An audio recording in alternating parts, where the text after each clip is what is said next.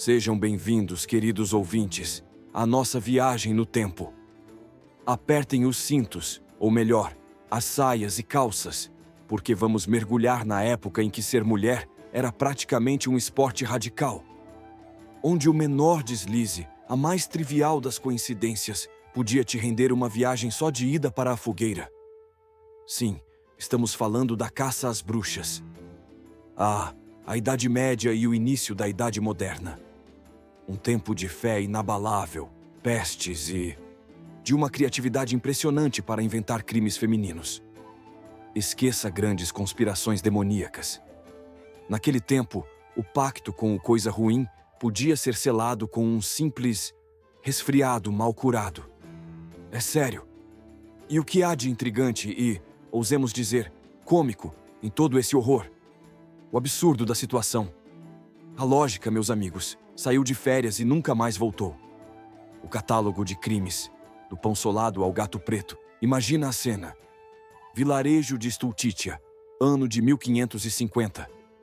Dona Esmeralda, uma camponesa de 30 e poucos anos, acorda e o seu pão de centeio, que deveria estar lindo e fofo, está solado, pesado como uma pedra.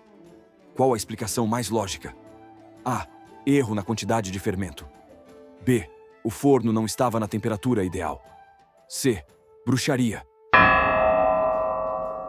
Claro que é a opção C. Por que diabos um pão ficaria solado? Só se Dona Esmeralda, em conluio com o diabo, tivesse invocado forças ocultas para arruinar a textura do carboidrato. E se a sua vaca parasse de dar leite? Bruxa, se o seu marido perdesse o jogo de cartas no bar? Bruxa, se você tivesse um gato preto? Ah, meu Deus! Isso não era um gato. Era um familiar demoníaco disfarçado. E se ele, por acaso, miasse alto de madrugada, ele estava, vejam só, convocando o sabá das bruxas. O bichano, coitado, só estava pedindo atum. A acusação mais genial, na minha opinião, vinha da simples beleza. Se você era jovem e muito atraente, corria o risco de ser considerada uma bruxa sedutora, enviada pelo tinhoso para desviar os homens de bem do caminho da retidão. Se era mais velha, com rugas e um olhar meio cansado, porque a vida não era fácil, você era a bruxa má velhinha, com conhecimento secreto de ervas. Conclusão: ser mulher, em qualquer idade, era um risco ocupacional. Os testes de inocência, um show de absurdos. E como provar que você não era uma agente do mal que transformava leite em coalhada azeda? Os testes de inocência. A prova da água fria, o favorito. Você era amarrada e jogada em um corpo d'água. A teoria, como a água, um elemento puro e santo, rejeitaria a maldade. A bruxa flutuaria. Se você afundasse e se afogasse, parabéns, era inocente. Pena que já estava morta. Senhoras e senhores, vejam só. Ela afundou. Inocente. Lamentamos muito, mas a justiça foi feita. Podem retirar o corpo. Em alguns lugares, a lógica era puramente gravitacional. Acreditava-se que as bruxas deveriam ser anormalmente leves para que pudessem voar de vassoura. O teste, a pesagem oficial. Se você pesasse menos que um peso pré-determinado, adivinha? Bruxa. Porque, claro, uma dieta saudável e exercícios não eram uma opção naquela época. Era tudo magia antigravidade. Se você fosse mais gordinha e pesasse um pouco mais, estava a salvo. Por enquanto. A menos que a acusação fosse que você tinha engordado com a carne de bebês roubados. Aí, voltávamos à estaca zero. O Maleus Maleficarum. O manual de instruções. Mas de onde veio toda essa paranoia? Bem, de um livro. Um best-seller assustadoramente detalhado, chamado Maleus Maleficarum, ou O Martelo das Feiticeiras. Lançado no final do século XV, foi o guia do caçador de bruxas, definitivo. Um verdadeiro manual de autoajuda para a misoginia. O livro era taxativo.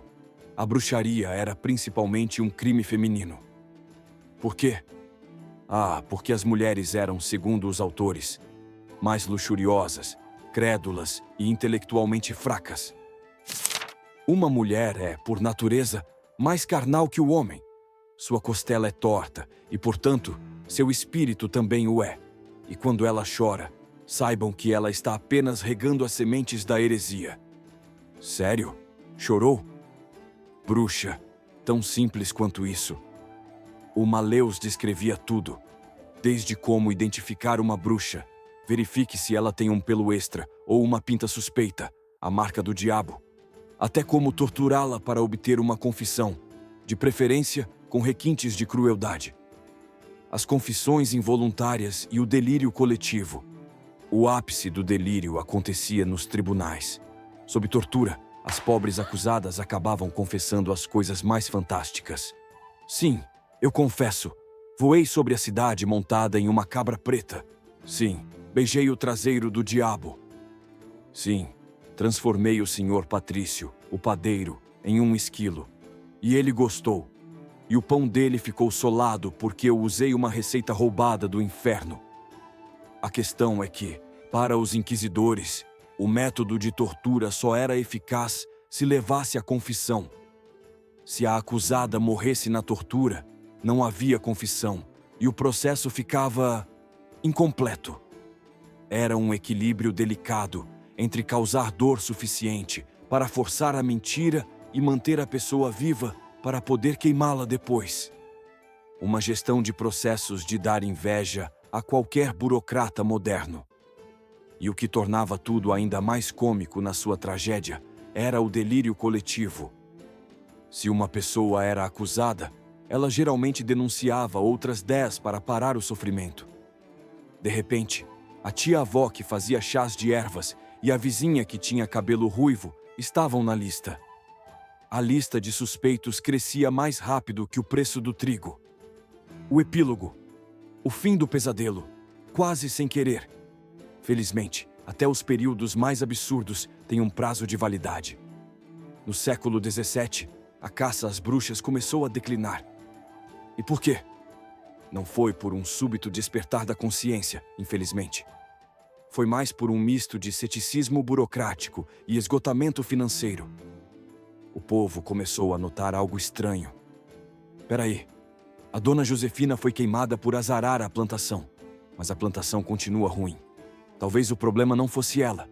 Talvez seja o solo, a burocracia. Julgar e executar uma bruxa era caro.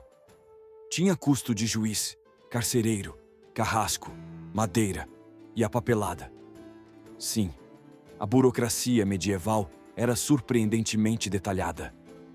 E alguns nobres e cidades começaram a pensar: estamos gastando uma fortuna com essa queimação toda, e a vaca do Duque Frederico continua com mastite. Será que a gente não podia simplesmente ignorar a bruxa e contratar um veterinário? O iluminismo, claro, ajudou. Quando as pessoas começaram a valorizar a razão e a ciência, em vez de gatos pretos e pão solado, a histeria bruxesca perdeu o fôlego. As últimas execuções aconteceram no século XVIII. E a humanidade, respirando aliviada, decidiu que talvez fosse melhor focar em revoluções e novas formas de opressão social. Mas isso é outra história. E assim terminamos nossa jornada. Vemos que, em tempos de medo, crise e ignorância, a criatividade humana para achar um bode expiatório, especialmente um bode expiatório feminino, atinge níveis estratosféricos. Lembrem-se, se o leite azedar, pode ser a temperatura ambiente. Se o pão solar, pode ser o fermento. E se alguém lhe disser que você está voando em uma vassoura, provavelmente é hora de tomar um chá de camomila e ir para a cama. A história da caça às bruxas nos lembra que o ridículo e o aterrorizante andam de mãos dadas quando a lógica é suspensa. Mas ei, obrigado pela companhia. Até a próxima aventura histórica, onde seremos perseguidos por um novo crime igualmente inventado. Não azedem o leite de seus vizinhos.